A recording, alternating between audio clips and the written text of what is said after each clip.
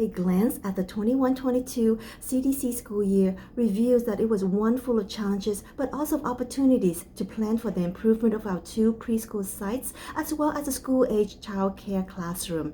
Very early on, we realized that the going back to normal situation that we had anticipated did not materialize. Although we planned to open up all 5 part-time sessions and our full-time session, we only had enough enrollment to populate 3 of our part-time sessions. The full-time session was open as planned. However, total enrollment only reached 64 instead of the usual 112. This was due to the observed COVID-related limitation on the number of students allowed per classroom.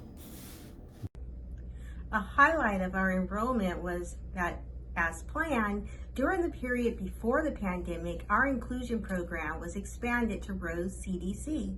This allowed an additional 10 students to be enrolled at the site in 2 general education CDC classrooms.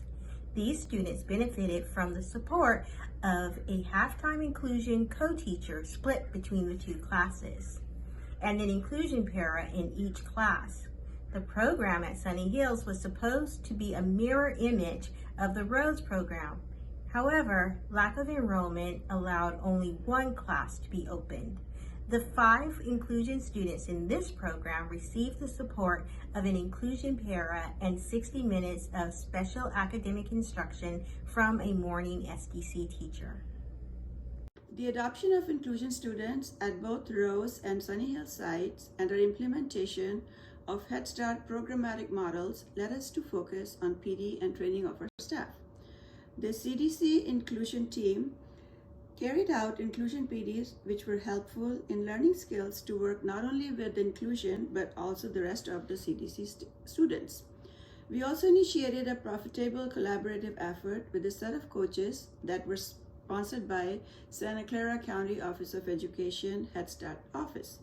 The coaches were highly instrumental in improving the knowledge and implementation of early childhood environment rating skills and classroom assessment scoring system tools.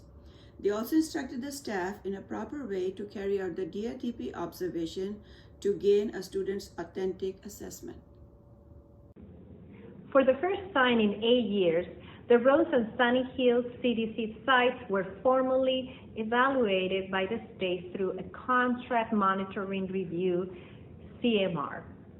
Both the preschool CSPP program and the school-age after-school CCTR program received high marks from our reviewers, which validated that our processes and systems are solid and compliant with state and federal regulations.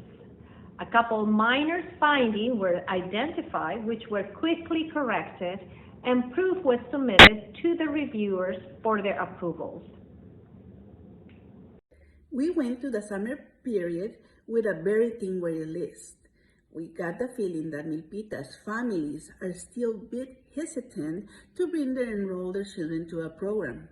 So the enrollment team, we create and develop a recruitment plan that announced the capacity of our program and invite the parents to contact us to start the enrollment process.